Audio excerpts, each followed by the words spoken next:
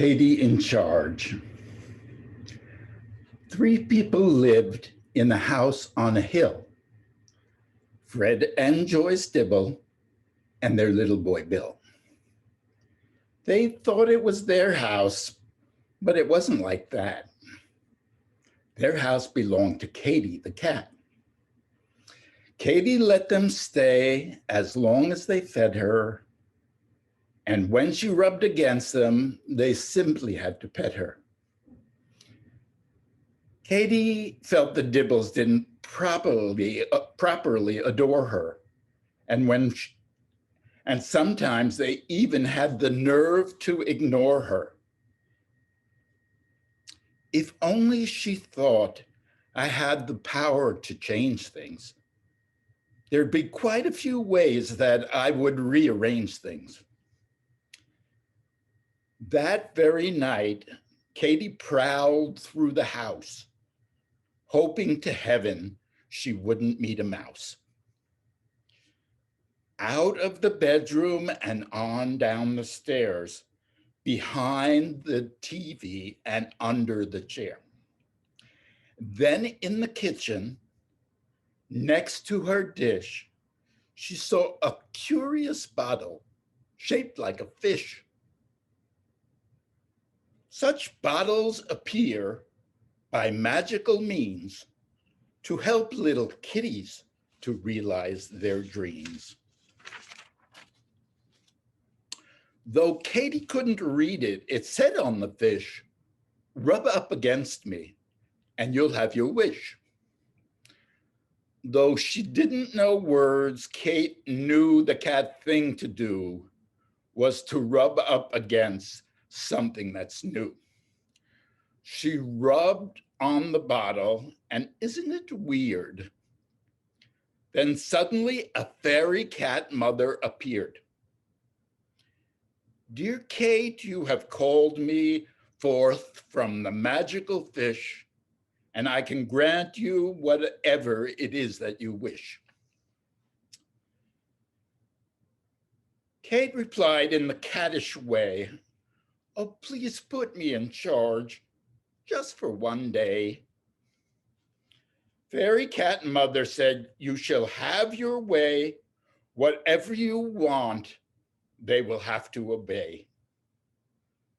In a flash, the bottle and the cat mother were gone, leaving Katie in the kitchen all on her own.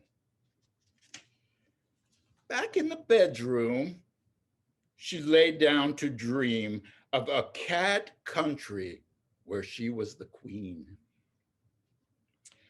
That morning, Mrs. Dibble sat up in bed, reaching down to pat Katie's head. Katie wished to be petted some more, and Mrs. Dibble kept at it for nearly an hour. Katie got bored and wanted a treat. She went to the kitchen for something to eat. What Katie wanted was a big can of tuna. She'd have it this minute or just a bit sooner. Mr. Dibble found he'd do anything for her, so he opened the tuna and set it before her.